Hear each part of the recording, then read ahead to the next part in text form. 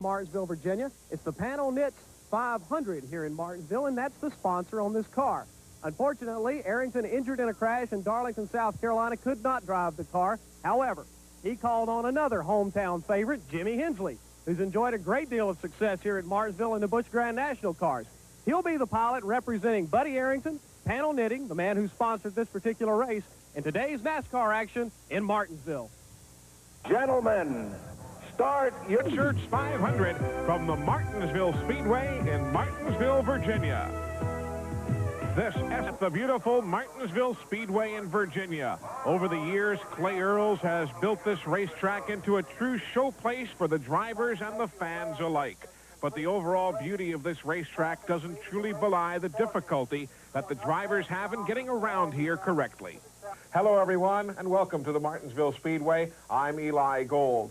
This is the third of 3 Winston Cup events on the short tracks. Following Bristol, Tennessee, and North Wilkesboro, we're here today in Martinsville, Virginia for the Pannill 500. And Jerry Punch is with us again as per usual. And, Doctor, when you take a look at the comparisons from 1 year ago to where we sit today, one name comes to mind in a hurry, and that's Dale Earnhardt. Earnhardt is an awfully strong competitor. Earnhardt's had a little bit different season this year. Last year when he came to Martinsville, he had already won 5 races and was looking for win number 6. This year he only has 1 win to his credit. Ricky Rudd is the pole sitter for this afternoon's race, but the first story we'll explore is that of Dale Earnhardt. The third member of our broadcast crew again here this weekend is Pat Patterson, and he's standing by with the Earnhardt car owner, Richard Childress. It hasn't been that pretty, but you've managed to still do what you wanted to do, and that's stay on top of the points. Yeah, we've had a good season so far. We had some good races. A few things caught us. We've cut a few tires down along the way, but other than that, we've had a good season. The car's been competitive. We've led a lot of laps all year. So if you do that, you're still going to be on top. With a group of people like you have that constantly stay pumped up, even though you've had some bad luck, has it had any effect on their emotional high that they're normally on? Not really. Just watching the car run and working with Dale, knowing how hard he wants to win, it makes every guy on the team want to win. So, that's the one advantage we got. Everybody on our team is winners, and they know how to win. Gentlemen? Another team that is really ready to run here this weekend is that of Rusty Wallace, the Kodiak Pontiac.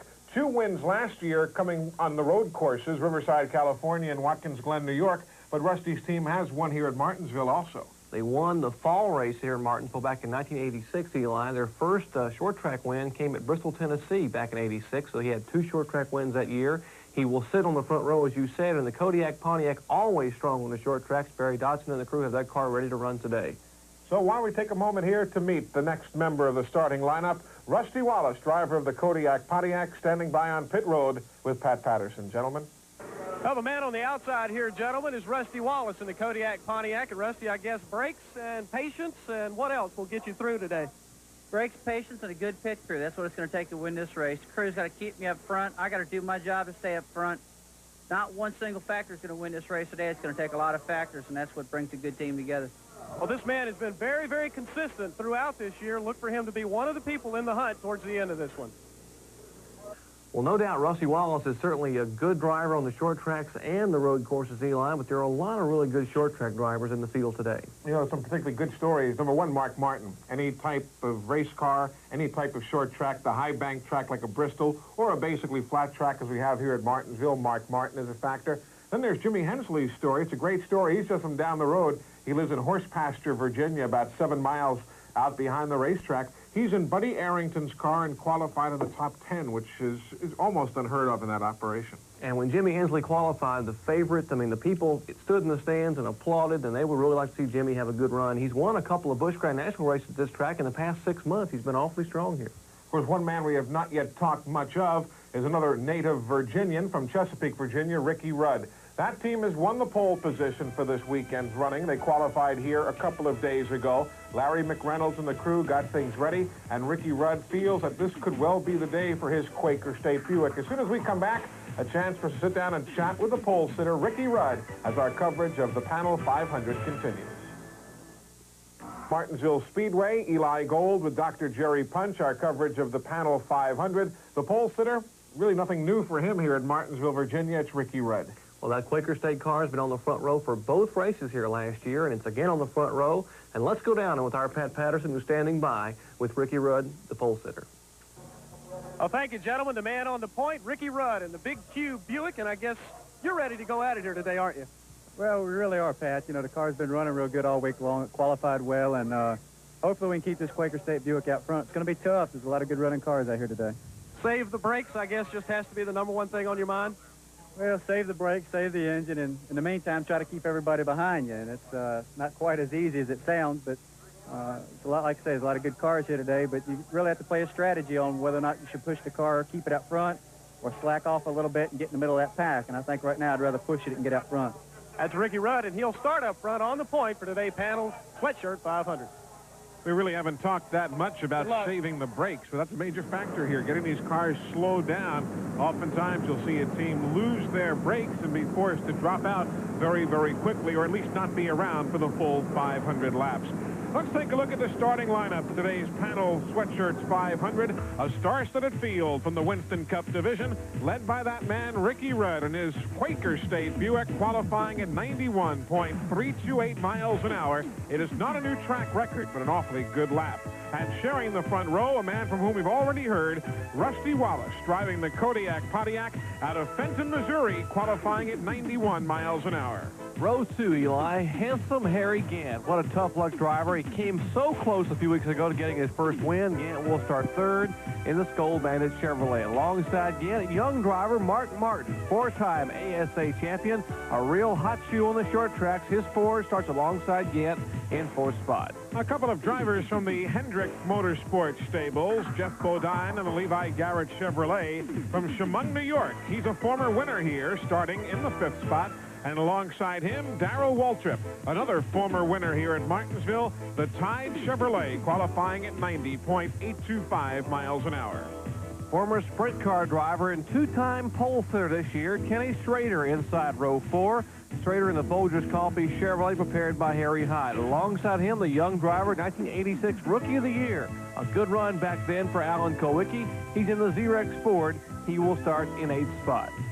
Neil Bonnet of Hueytown, Alabama, has the Valvoline Pontiac starting 9th. He has never won here at Martinsville, nor, for that matter, has his Hueytown neighbor, Bobby Allison. And Jimmy Hensley, the man we have already talked much of today, in Buddy Arrington's Pannill Ford Thunderbird. He starts in 10th spot from Horse Pasture, Virginia. As the field begins to roll, here you see row 6, Kyle Petty and Benny Parsons. Dale Jarrett and Dale Earnhardt share row number 7. You could see the winner coming from there. Back in row 8, the man that won at Bristol, Bill Elliott, along with Rick Wilson. Row 9, Terry Labonte, freshman victory at Wilkesboro, and Dave Marcus. When you talk about the first family, quite possibly of Martinsville, the Bodines have won a lot of races here. There's Brett, along with Bobby Allison, looking for that first win. Then Sterling Marlin and Lake Speed. Back in row 12, Michael Waltrip, younger brother of Darrell, of course, and the veteran Buddy Baker, coming back to Martinsville, running all the races this year. Row 13, Brad Teague and young Davey Allison. Veteran Richard Petty and rookie Brad Knopfsinger. Knopfsinger is the sprint car champion from Pasadena, California. Bobby Hillen Jr. and driver Kenny Bouchard. And the field is wrapped up with Bill Parsons and Derek Cope. 32 cars strong. It's a good field today, Jerry. Good field. They talk about a pole jinx here, Eli. In the modern era, the last 27 events since 1974, only twice has a pole sitter gone on to win here at Martinsville. Waltrip did it back in 1880, and Cale Yarborough did it back in 1974. Both of those drivers in Junior Johnson prepared cars. And not to beleaguer the point, but it really is remarkable that for all he has done in this sport, Bobby Allison has not won a Winston Cup race here at Martinsville Speedway. Allison has finished second here 6 times. Today, his 44th career start at Martinsville. The lights are out as you see atop the Pontiac Grand Prix SE safety car. Jim Graham, who drives the pace car at all of the Winston Cup events, doing so again here this afternoon. Cars going back and forth, making sure there's no debris on their tires and getting the tire temperature to just where they would like it. Ricky Rudd and Rusty Wallace, Harry Gant and Mike Martin in the next row. Jim Graham brings the pace car down the pit lane. The sold-out crowd here at Martinsville on their feet. green flag is being displayed, and we are underway in the Pannill 500 here at the Martinsville Speedway. Quickly, Ricky Rudd takes the lead from the pole spot. He has Rusty Wallace settling in behind him. Mark Martin was forced to the outside, and very quickly now a challenge for second spot in the corner, chasing down that man, car 26, Ricky Rudd. The Ford of Mark Martin quickly picking his way through race traffic. Close call there. Car 29, Dale Jarrett, spinning coming off the corner. You heard the tires squealing as they went by. We'll update that story in a moment. But problems right off the bat for the Hardee's Oldsmobile. And, Jerry, we talked at the opening of the show about Mark Martin and how well he drives race traffic. And that Stroll Light Ford now is in second spot, and there's a problem for Richard Petty. The STP Pontiac with left front damage. Trouble already for Richard Petty, a tough break, and Petty will probably have to make a pit stop. That tire apparently rubbing in the left front fender, that Pontiac Grand Prix, and Petty now falling back in the field as there's Darrell Walter making his way to the front. The field scattering out, and there's the man they're chasing right there, Ricky Rudd in the Quaker State Buick. Richard Petty and Dale Jarrett got together in turn number 4, and Jarrett has continued along, and we saw the situation for Petty. Here comes Richard. Obviously now time to get the repairs done to the STP Pontiac. And Kenny Wilson, Dale Edmond, and the crew are going to work on that Pontiac, adding fuel to the car. George Caldwell, they're working on the left front, trying to pull the sheet metal away. The King, 7-time Winston Cup champion, Petty having his troubles. We'll be back at Martinsville after this. We're at Martinsville Speedway in Virginia with Dr. Jerry Punch and Pat Patterson. I'm Eli Gold. Harry Gant is running in second, but car 26 is Ricky Rudd. He is the race leader here in the early going. We are watching now. Rusty Wallace is slowing down. Rusty Wallace's car is slowing on the racetrack, Jerry, right off the bat. Rusty's car doesn't get into corners very well. Maybe he's got a problem with the brakes. We'll have to wait and see. Pat's making his way over there. Pat, how about it? What's the problem with Rusty Wallace's car? Now, gentlemen, we just checked in Rusty Wallace's pit. Apparently, it is a brake problem. They've chosen to leave him out there for now, maybe look for that caution flag. Whether or not it's a master cylinder or a line problem, we're not sure, but we will stay around and try to bring you that story. You know, it's ironic, too, as you see them getting set now to put a lap on Rusty Wallace. Rusty was telling me just yesterday, as we were talking, that he is habitually not very tough on brakes at a racetrack, so you'd have to expect maybe a mechanical problem as opposed to something that is of Rusty's doing here this early in the race. There you see Richard Petty. He's being passed now by Dale Earnhardt. Car 25 is Ken Schrader and Neil Bonnet. They're running back in 5th and 6th spot right now. Part of this good crowd, jam-packed. They are estimating some 42,000 fans here at Martinsville today. Interestingly, they have unveiled a brand new tower section of seats in turn number 2 of the Speedway. The sign atop it had said Winston Tower, but just before the race began, they took down that one sign and unveiled another sign that said Clay Earls Tower. They've named the new section of seats in honor of the promoter here and the owner of this racetrack, Clay Earls, at the Martinsville Speedway. There are your top 2 cars. Ricky Rudd, the 26, Harry Gant, the 33. Remember when green was not a lucky color at a racetrack, Jerry? Well, it hasn't been lucky for Harry Gant. Harry Gant has gone over 2 years without a victory on the Winston Cup Tour, but this year the team seems to be coming together. This car Harry had here, the car that ran so well at Bristol, he was cruising toward a victory when he tangled with the lap car of Dave Marcus, and that caused Harry to have some problems. Ended up in somewhat of a fine from NASCAR. He parked the car because of some tempers flaring. And I don't blame Harry. He got a little bit upset when he had a shot at winning, and he hadn't been to victory lane in a couple of years. And now, well, he has his shot again. But there's a guy who's also not been in victory lane in quite a while, Eli. He has his troubles today. Since July 4th, that famed race at Daytona when he won his 200th career victory, problems for Richard Petty. The STP Pontiac, as you can clearly see, is off the pace. And this doesn't look as though it's related to the problems he had earlier. We'll have to wait and see in just a moment. Everybody gets beaten and banged on here at this Speedway. And let's see, Rich is going right behind the wall. He is taking it right behind the wall, not even to the pit lane. Pat Patterson will be there in just a minute. Meanwhile, Ricky Rudd and Harry Gant have gone past Brad Notzinger. There's the battle for 13th and 14th now. 44 Sterling Marlin, 7 Alan Kulwicki. Let's go to Pat Patterson. He's with Richard Petty in the pit area. Pat? As you can see, a dejected Richard Petty getting out of the number 43 STP Pontiac after a very short afternoon here in Martinsville. Up in the front fender of the car, you can see where the front left fender has been mashed back in. That was causing some tire rub, and apparently now has done some engine damage that is going to knock Petty out of this one at Martinsville. Now very, very short afternoon. And now Harry Gant has made the move in and around Ricky Rudd. Harry Gant, the Skoal Bandit, assumes the lead here in Martinsville Speedway. Harry's still looking for that first win and also that first top 10 finish of the year. His best finish at 12th coming at North Wilkesboro Speedway just a couple of weeks ago. A gaggle of cars there from 9th on back. Waltrip in the 17, Bonnet in the 75, the 3 of Dale Earnhardt, Labonte, car 11, 5 is Jeff Bodine, the 4 is the Kodak Oldsmobile of Rick Wilson. They're all running from 9th position on back now as they shuffle it up lap after lap, and a good look at the Speedway from atop the flag stand with Harold Kinder, NASCAR's chief starter. Today's Martinsville race is third in a series of short track events. They've had 3 in a row. They've been up at Bristol, Tennessee, which the drivers say is a tough track. They've been over at North Wilkesboro, where it's all finesse. And here today at Martinsville, it's all power and brakes.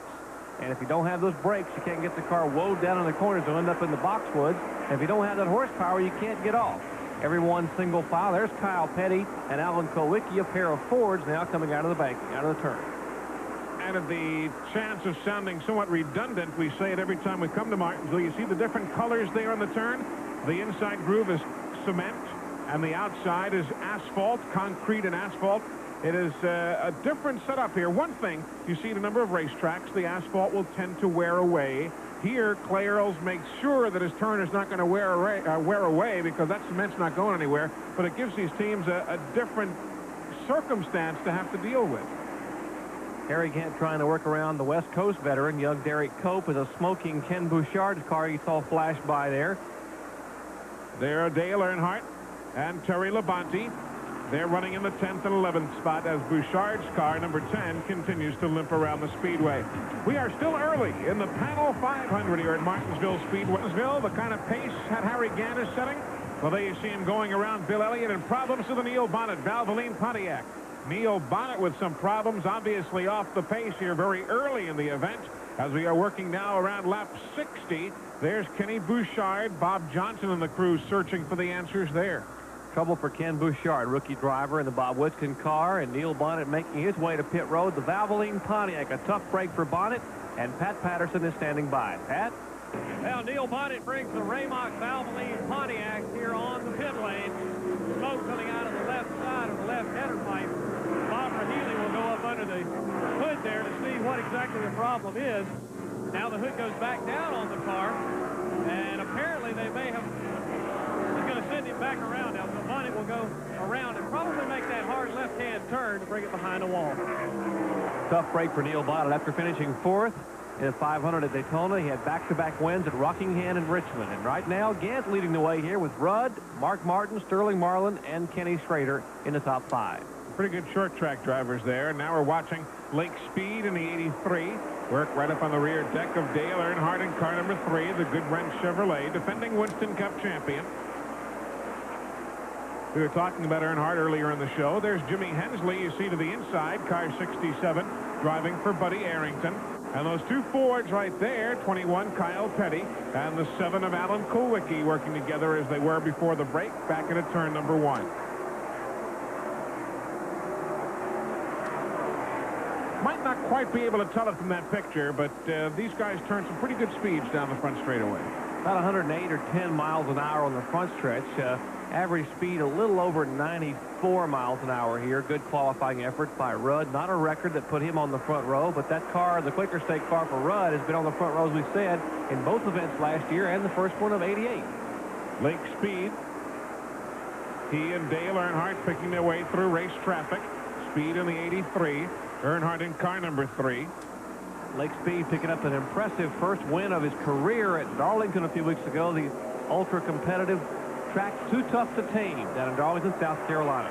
Well, we understand from the garage area that Neil Bonnet is calling it a day, and he has just climbed out of the Valvoline Pontiac. Let's go down to Pat Patterson. He and Neil Bonnet have the update. Fellas? Neil, sorry to see you out of it. You know what happened on the car? I don't know. Something went away in the motor, and we're going to try to keep going, but it just got worse and worse, and then just had to park it. Sorry to see you out of it. When Neil walks off in a hurry, he is normally one who likes to hang around and talk. And so that right there tells you a bit about the way Neil feels right now.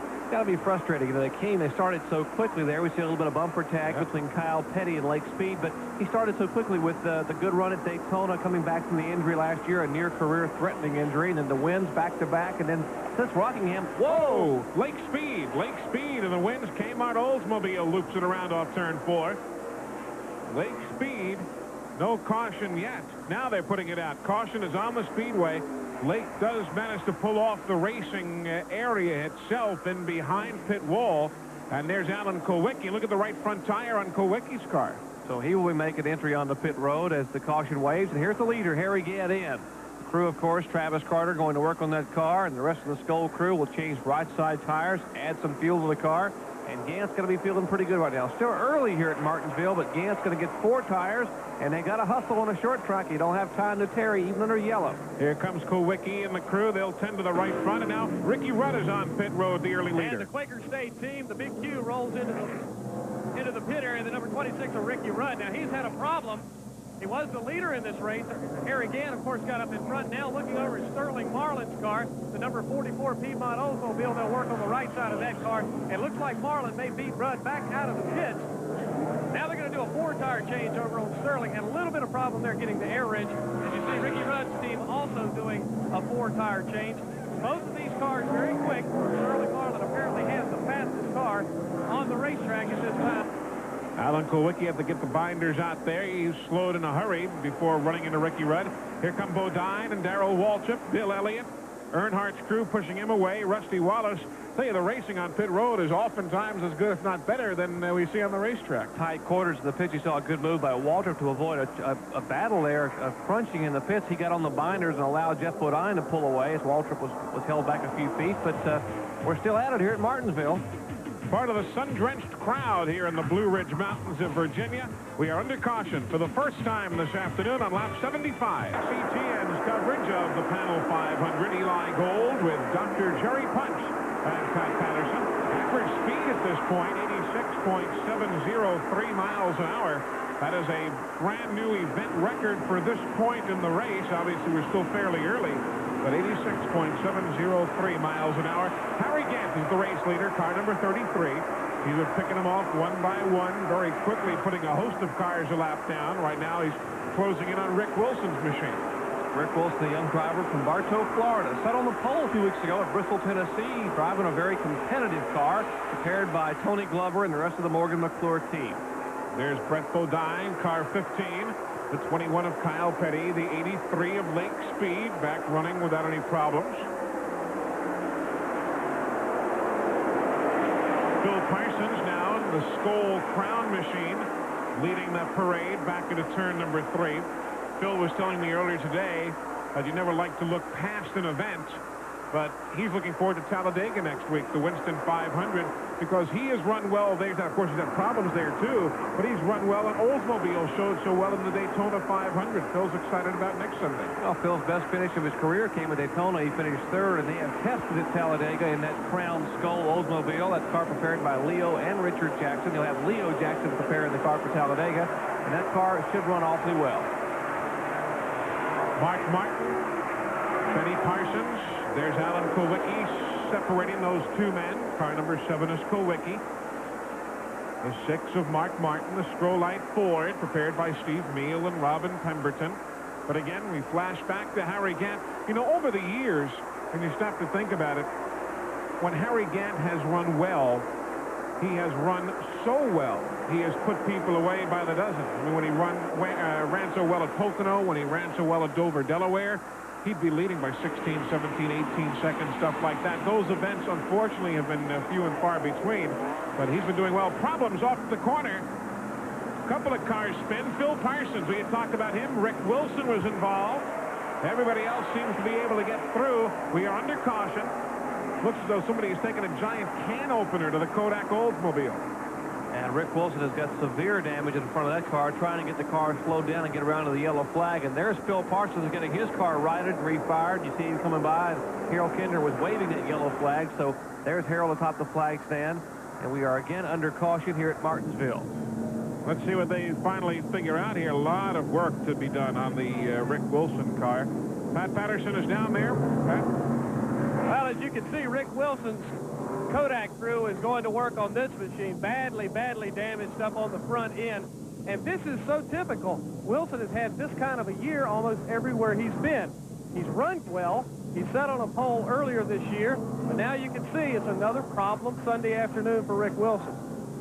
It was difficult to tell really what happened there, to be very honest. There's Davey Allison's crew, Robert Yates and the fellows, Tony Price. The hood is up on that machine. Pat Patterson leaning in now to talk to Rick Wilson. Go ahead, Pat. Let's find out. You know what happened? Well, what happened there, Harry Gant was behind me. He was leading the race. We were trying to get our lap back, and Phil, he run over the curb or something, got real loose and just spun right in front of me, and I had nowhere to go. It was just a shame. Like we said, it happened before you know it. The curbing he's talking about is something we normally explain, and here's how the leaders are running right now under this caution. You might see a little strip of yellow on the lowest portion of the racetrack in the corner. The cars are going past it right now.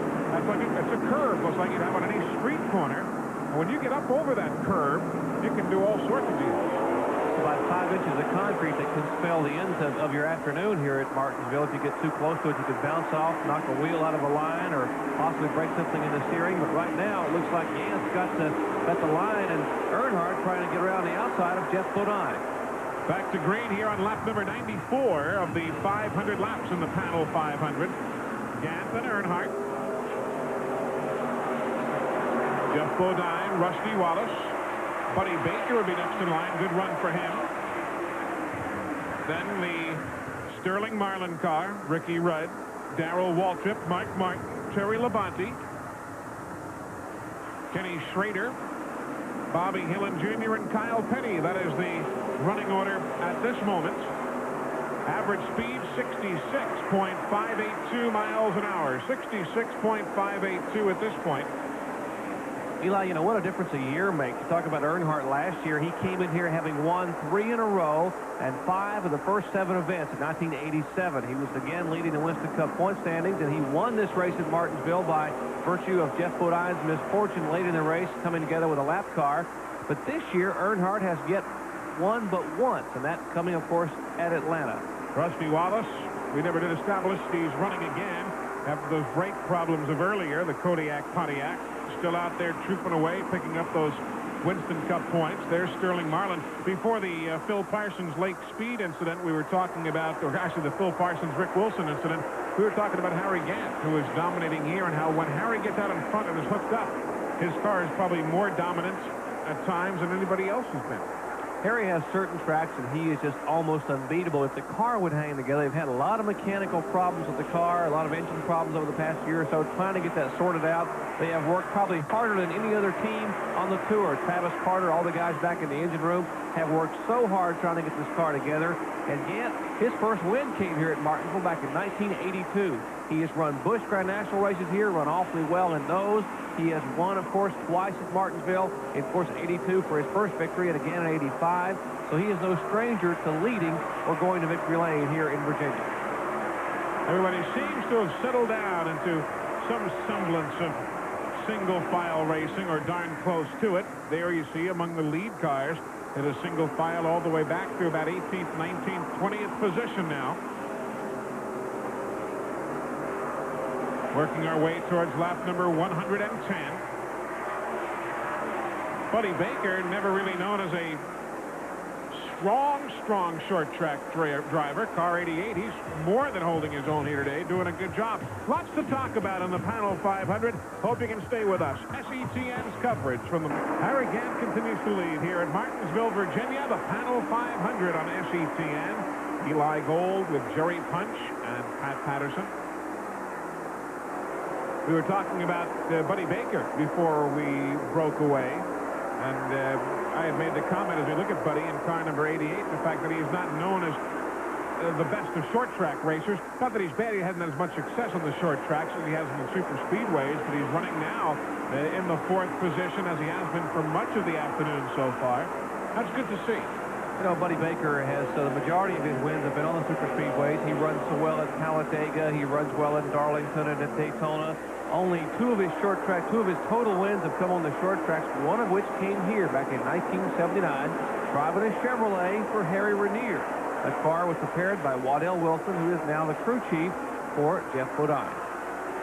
Buddy Baker had a very honest comment as we watched Labonte in the 11 and Dale Earnhardt in car 3 run just ahead of Buddy Baker's Red Baron machine. Baker once said out of Riverside, California, making no bones about the fact that he wasn't getting around that track all that well. He said, you know, I ran this track about 4 times before I knew it was even paved. I tell you, Buddy is about as honest as they come, but he is one heck of a race driver. Look at Baker making a move beneath Dale Earnhardt.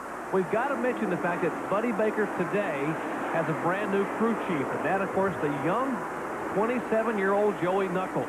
Knuckles, you remember, may have been crew chief last year for Davey Allison, and Allison won 2 races and 5 poles when Knuckles was leading that team, the Rainier Racing team, and now Knuckles has moved over from a short stint with Mickey Gibbs to the Baker operation. You saw Harry Gant moving in around Darrell Waltrip. You know what else Buddy Baker's got going for him? Not that we want to turn this into the Buddy Baker show, and Harry Gant is deserving, but Buddy found out just this week he's going to become a grandfather. And he said, isn't it nice that they're making grandfathers younger and younger nowadays? That his son Brian and his wife Robin found out just this week that they're going to be having a young Baker before much longer, and Buddy himself next week is being inducted into the South Carolina Sports Hall of Fame. He's got a lot going on. I'm glad you didn't say little Baker. There are no little Bakers. That's right. No such thing as, what does Buddy stand, about 6'5", 6'6"? Gotta be. He looks mountain, particularly when he's angry. Yeah, got that right. Harry Gant continues to lead. He's not angry at all. This crowd is looking on, listening in to Motor Racing Network on the radio live coverage. Kenny Schrader is on pit road. The crew going to work on the Folgers coffee machine. Crew changing right side tires in the Schrader car, and again now almost has, well, he does have Dale Earnhardt in his sights, and he will try to put Earnhardt a lap down, and that's something you will rarely see, is that good Chevrolet getting ready to be lapped by another car. Again, that just indicates how well that car is put together. And look at the Kodak Oldsmobile, car number 4, the Morgan McClure team getting Rick Wilson back into the race after that caution flag earlier. And they have peeled off much of the sheet metal, as you see, kind of looking like a NASCAR open wheel modified. Yeah, now trying to be very patient, moving around the youngster from Pasadena, California, Brad Knopfsinger, the sprint car ace. Still trying to get by Dale Earnhardt. This is going to be a good battle right here. Earnhardt trying to stay on the lead lap, and Harry Gant trying to dispense with one of those cars who he knows is going to be a factor before this day is over. Earnhardt always is. Crowd watching that same battle. A lot of fans on their feet now rooting for Harry Gant. A lot of Earnhardt fans not far from his home. This track in Virginia, of course, only about an hour and a half, a couple hours from Charlotte and down near Kannapolis Way, where Dale Earnhardt was born and where he grew up. Say, if Harry passes him on the outside, he's going to earn it. Gant's got the move coming out of 4. They're up waving, watching Harry Gant. Maybe put the fellow who's been dominant for the last couple of years on the Winston Cup Tour a lap down, but Earnhardt's hanging on. At the same time, we also see activity in the Harry Gant pits. Harry pits on the back straightaway here. He has just put Earnhardt a lap down, and Travis Carter and the crew now getting that pit area ready now that he's put Earnhardt a lap down. Harry, well, no, I thought he might come into the pit road this time, but evidently not. Well, now he's going down pit road. Here comes Harry Gant. And the leader, Harry Gant, brings the Skull Bandit, number 33, into the pit area. Travis Carter and crew will go to work on the right side of the car. They'll change those Hoosier tires off, and apparently he's gotten some pretty good wear out of those tires. Gant getting a cool drink and a load of fuel, as he is your leader and has been. He's down there. Good pit service. Great pit stop for Harry Gant's Skull crew. Good action on the racetrack. Terry Labonte and Sterling Marlin. Boy, Jake Elder really has Sterling's car dialed in. Veteran crew chief, 51 years of age. Jake Elder has been around with some of the outstanding stock car drivers of bygone eras. Of course, David Pearson drove for a long time, and Jake Elder prepared his cars. Jake's been around with Darrell Waltrip, with Dale Earnhardt. Now preparing it for the young driver, Sterling Marlin. They must communicate with hand signals or something, because neither Sterling nor Jake says a whole heck of a lot. But they are communicating, that's for sure. Ricky Rudd in for service from Larry McReynolds and the crew. Quakers trying to get some fuel in the car. They're holding the car up. Now they just about take the fuel can and the gas man, but that's not allowed. Rudd getting that last drop of fuel in, headed back on the track. Keeping an eye on Harry Gant there. He is slowing down. Harry Gant is slowing down the race leader.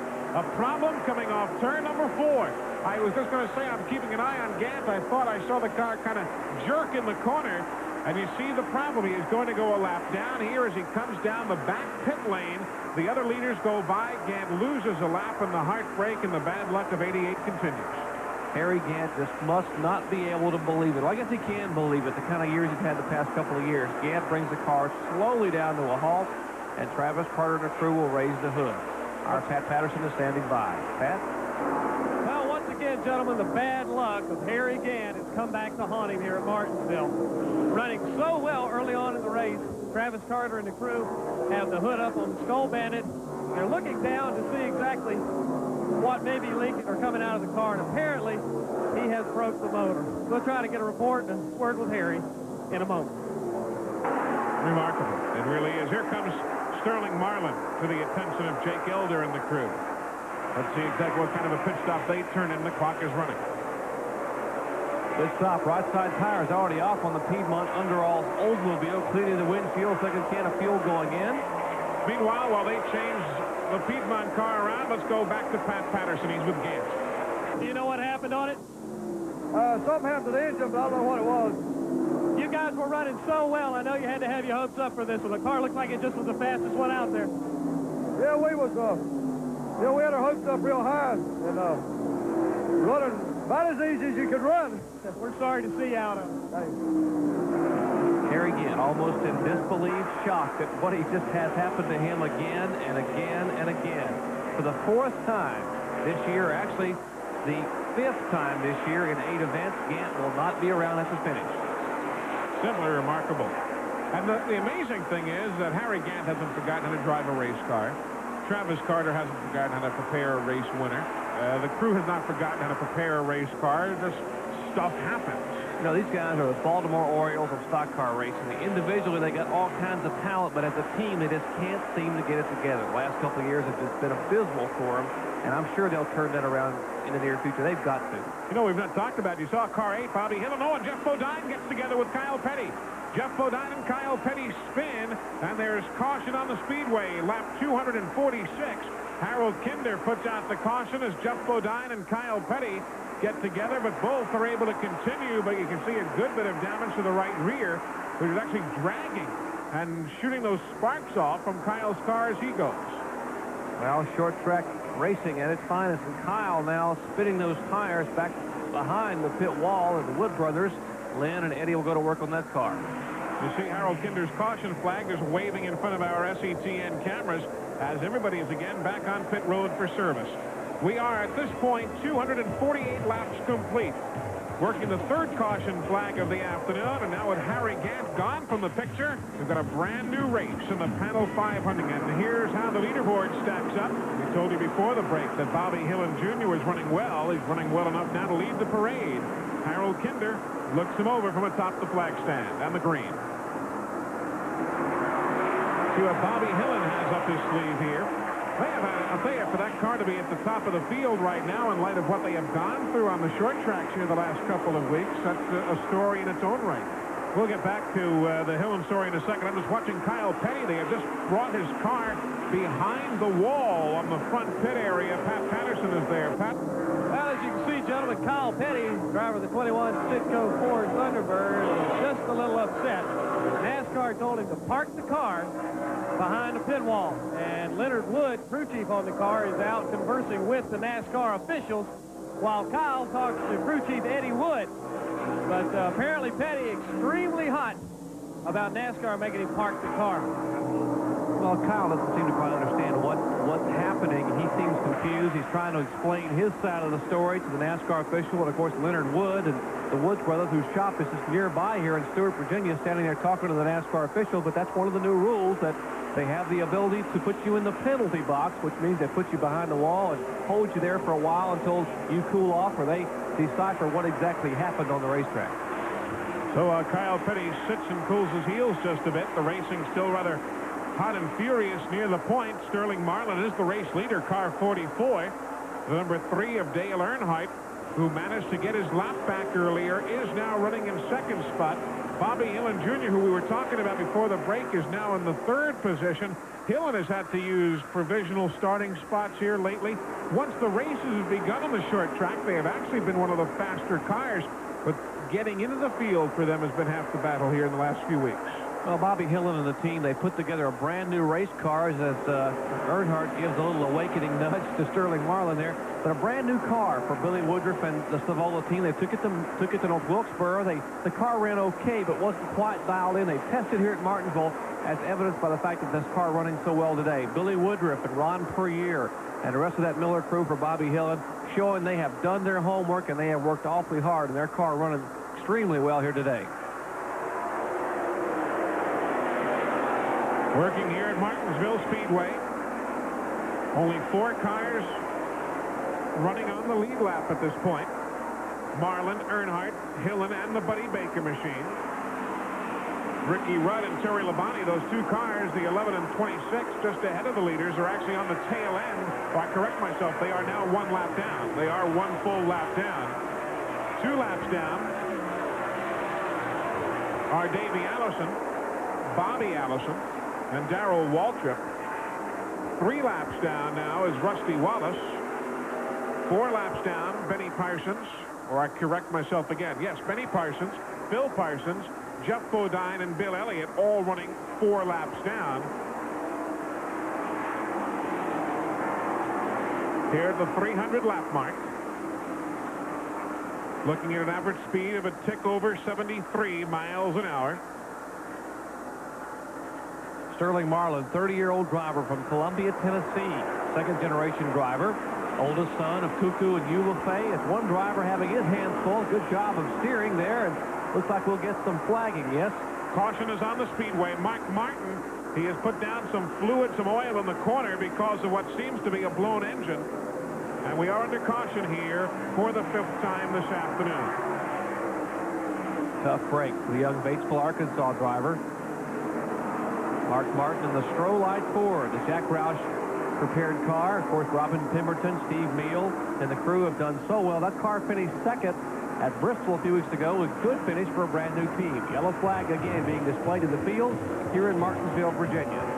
So we do work caution for the 5th time today for Mark Martin and the Stroh-Light team. Their afternoon is finished, but we're coming back. Here at Martinsville Speedway in Virginia, the Pannill 500 on SETN. Eli Gold, Jerry Punch, Pat Patterson, glad you're with us today, as Dale Earnhardt and Bobby Hillen Jr.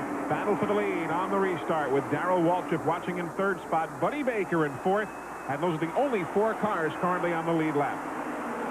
Earnhardt getting a good jump on the restart, pulled away in front of Bobby Hillen. There's Bobby Hillen, young 23-year-old driver, been running now for about 5 years. Yeah, he's been here 5 years in the Winston Cup Tour.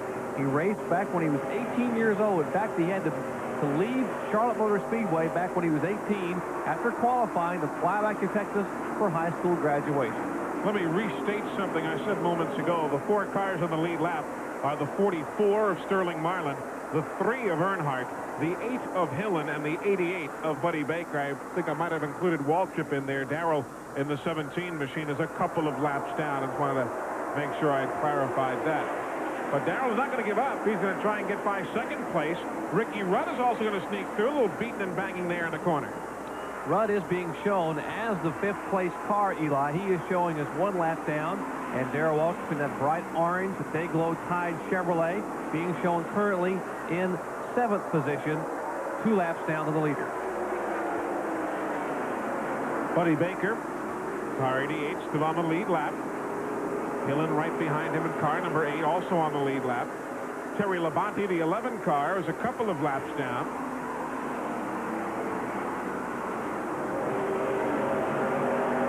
Actually, now Labonte is being shown 1 lap down as well. Let's take you back and let's set the field exactly as they're running.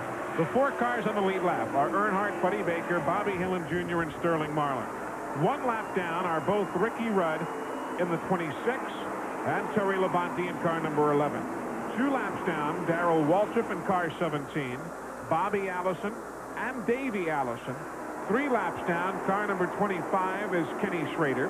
4 laps down are Phil Parsons, Jeff Bodine there in car number 5. along with Bill Elliott and Benny Parsons in car number 90. That's how they're running at this point, back through 15th position.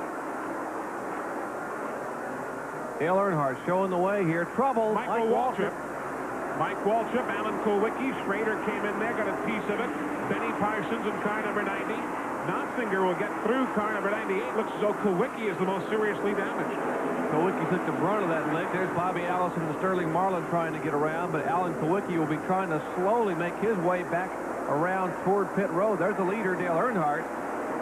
There is no caution. Everybody was able to continue around. You see the right front particularly damaged on Kulwicki's Xerox Sport Thunderbird. Allen trying to get over to pit road and almost collected Bobby Hillen as that car came by. A lot of heavy sheet metal damage on the right side of Kulwicki's car. He's just trying to keep the car as close down. It's hard to turn that car. Traffic now peeling by. Dale Jarrett goes by. And now Kulwicki will make the left-hand turn on the pit road. Paul Andrews and the rest of the Xerox crew standing by to try to fix what's left to the right front of Alan Kulwicki's car. A lot of work to be done.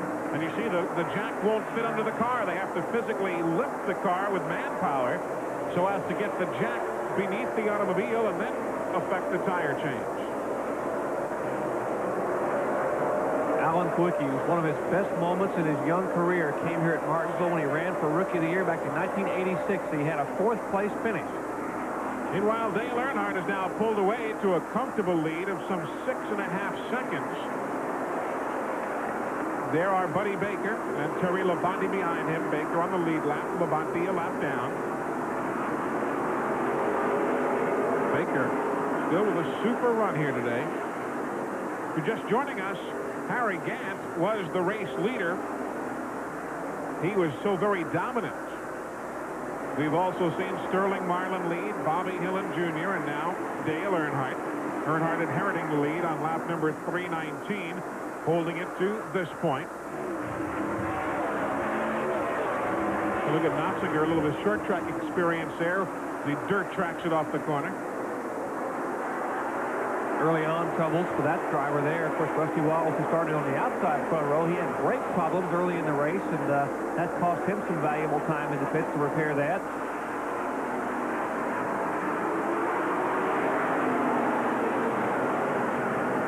47,000 fans on hand here today. That was the guesstimated attendance. Actually 42,000. I correct myself there. 42,000 on hand. It's a gorgeous facility here. The dogwoods and the azaleas are in bloom. It is spring in Martinsville, Virginia, and everyone is out here on a Sunday afternoon to watch this event. You have the ducks and the geese are here from the big pond right across from the main entrance of the Speedway. Really is nice when you arrive here at the track about 8:30, 9 o'clock in the morning, and you walk into the track with the ducks and geese escorting you alongside. And you know something else that's very interesting, Jerry? We've seen so many tracks expand over the years, the super speedways and the short tracks alike. What Clay Earls does here is different than some of the tracks. Here he expands the parking facilities first and then adds the seats so that when the people show up, more numbers of cars, there's a place to park them, as opposed to some tracks where they add the seats and the parking area remains pretty much the same as it had always been. You know, and speaking of expanding, Eli, just how many hot dogs did you eat this morning? They were good, too. I lost count. My abacus broke. No doubt about it. Whoa, trouble. Jeff Bodine. Jeff Bodine spins off turn number 4, the Levi Garrett Chevrolet. Jeff Bodine spins. Now we see the caution flag. Jeff can't get the car well, as soon as I say that, he pulls away, but caution is on the speedway from Harold Kinder for the 6th time this afternoon. And this is going to set up a situation, Jerry, where the teams could conceivably go the distance on fuel from this point. We'll see who affects the tire changes and how many tires get swapped around. Once they get slowed down, the safety car picked up. We would expect that the leaders make their way to pit road. Of course, Dale Earnhardt showing the way.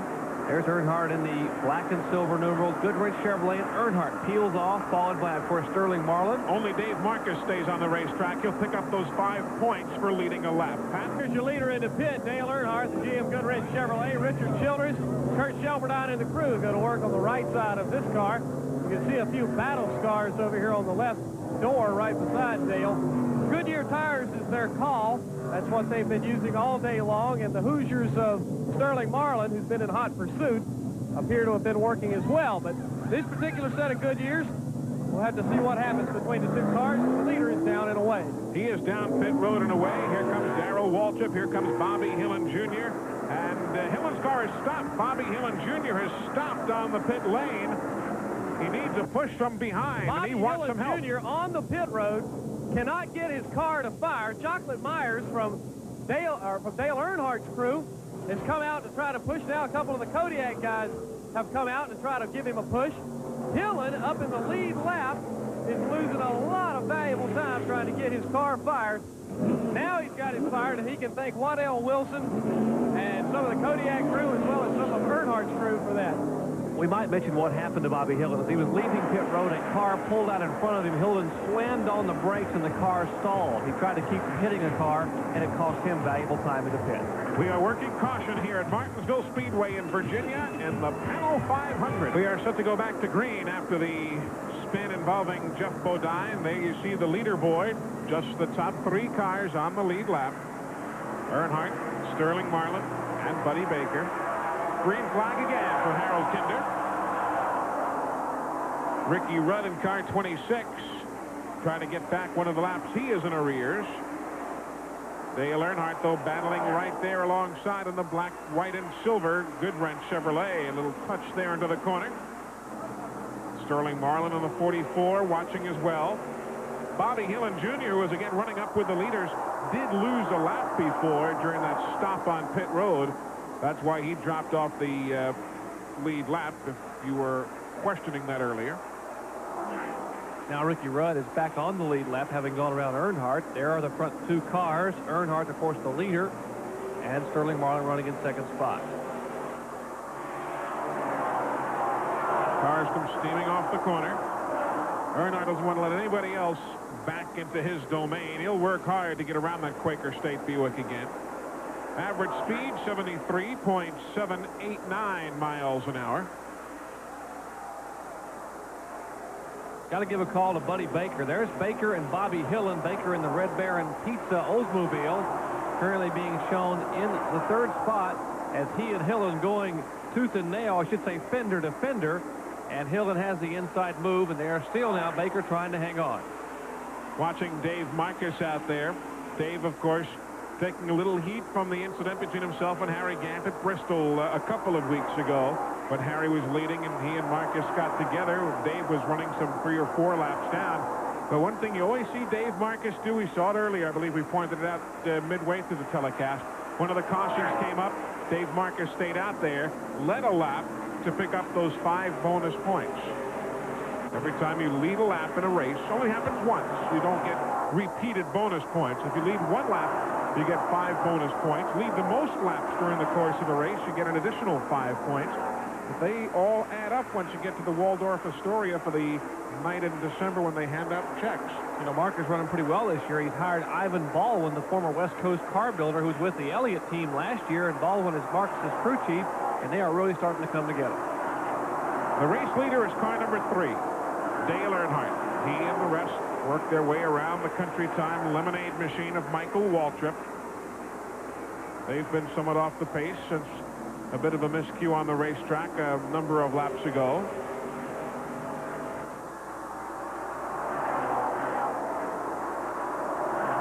They get to the point now where nobody can really handle Earnhardt.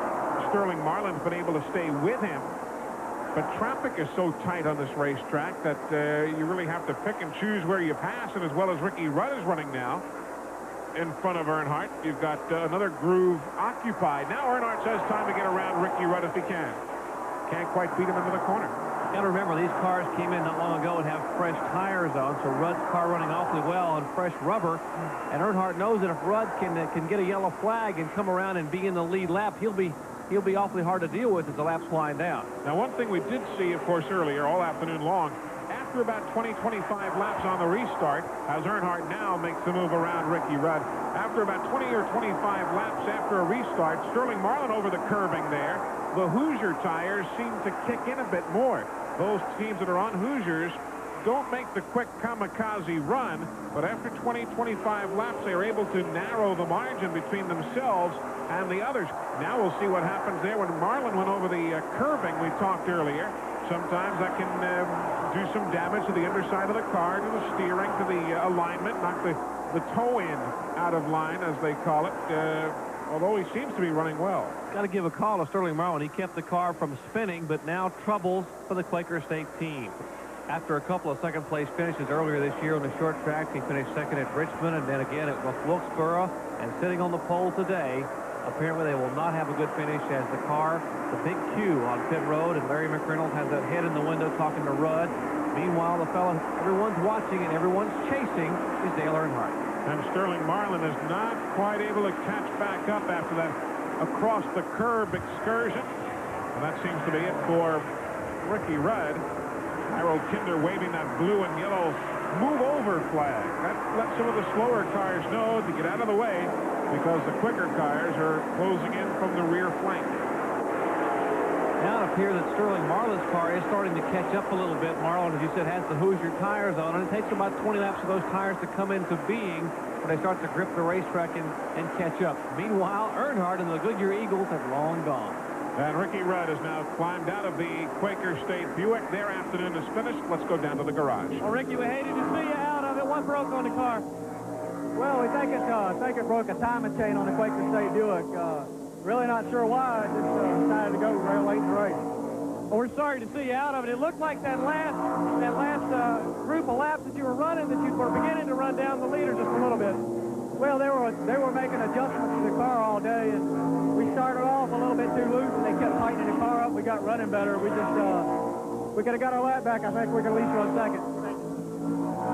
Well, Craig, I think it's going to be disheartening when something like that happens. The $1.98 piece would break or something and put you out.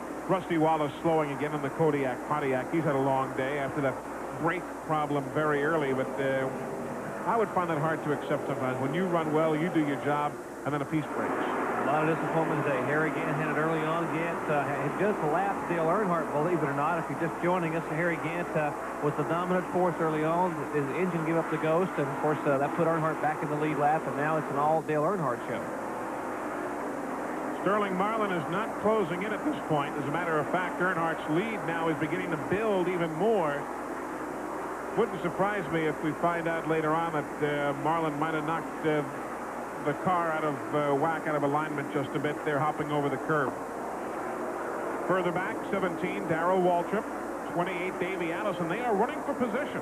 They are on the same lap, 2 laps down of the race leader. Closing in now, they are on Sterling Marlin. That's the 7th and 8th place battle back in the pack between Waltrip and Davey Allison. And there's Buddy Baker, car number 88. Baker currently being shown in 3rd spot. Now, again, there are 3 cars in the lead lap. We can tell the folks, of course, Earnhardt the leader. There's Earnhardt. He's showing the way.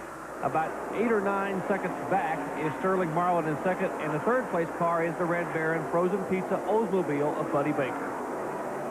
Kyle Petty has returned after his stint behind the wall earlier.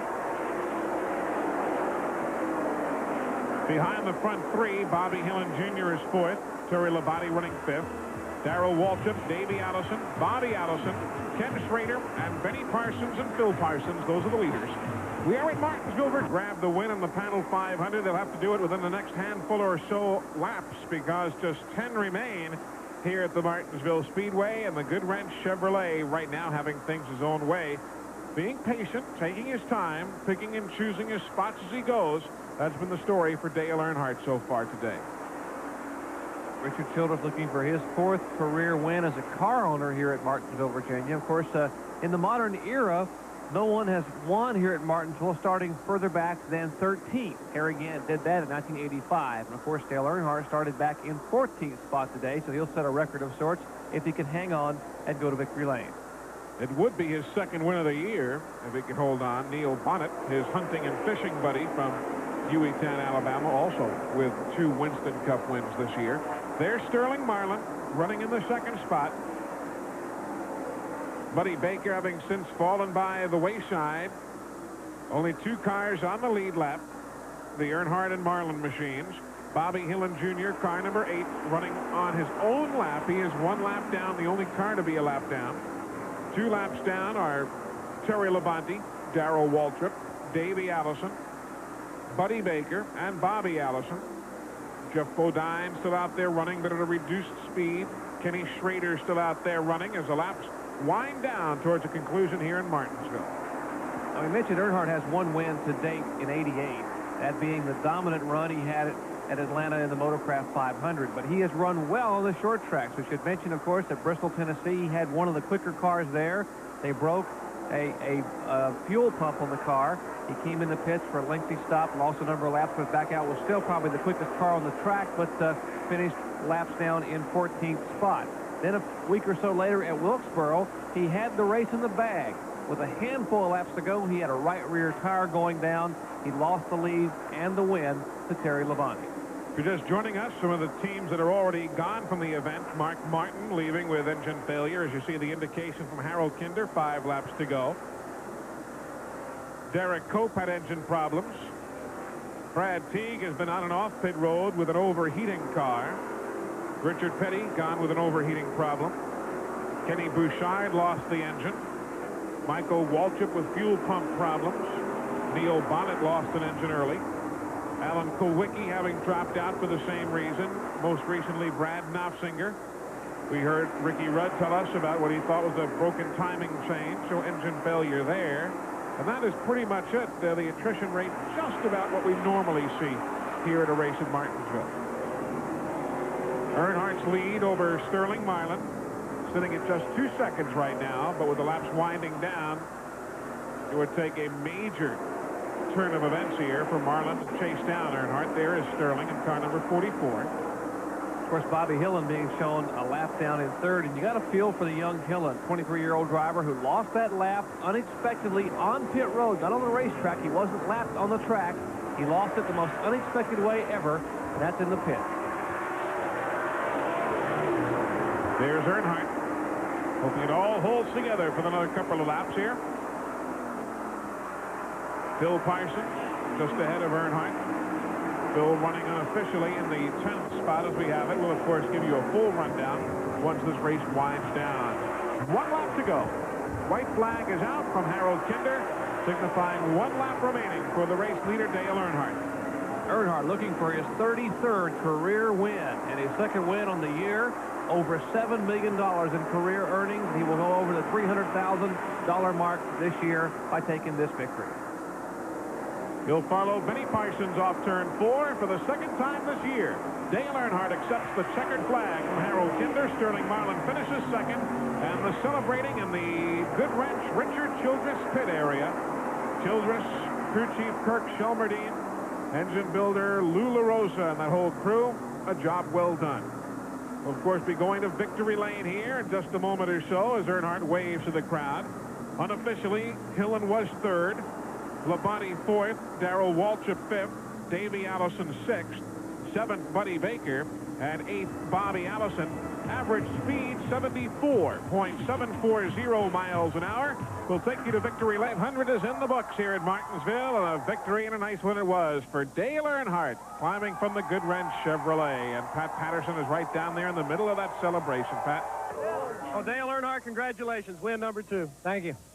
You know, I thank good Lord for a good, safe race today. It was a tough one. We're starting 14th. You know, we didn't know how it was going to turn out for us. But, you know, Richard and the guys worked with the tire stagger all day, and we kept working with the car, and got better and better all the time instead of worse. And, you know, I think we just wore them out. You know, Harry was flying at the first, but, you know, he had problems. So, you know, we come on and do our part. It really is a race of patience, though, isn't it? Well, it is. I thought Harry was running his car off hard down in the corner and, you know, had to over-rev him. So, you know, you got to take care of him.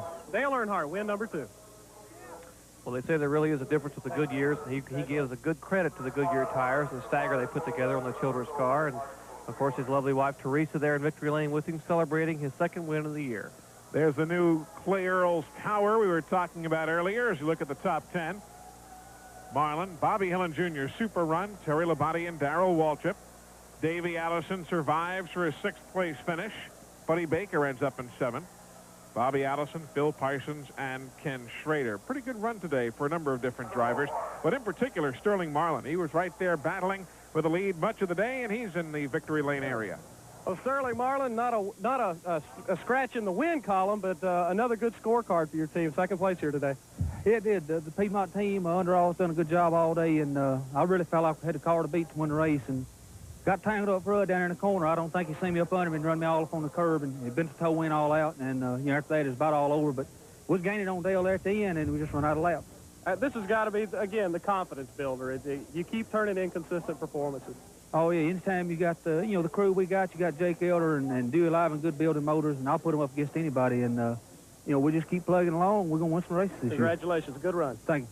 Well, the problem we had suspected turned out to be the case with Sterling Marlin, but a strong second-place finish for him today. But all of us here at SETN tip our hats to the defending Winston Cup driving champion, Dale Earnhardt, who today picks up his second win of the 1988 season, the Pannill 500 at Martinsville.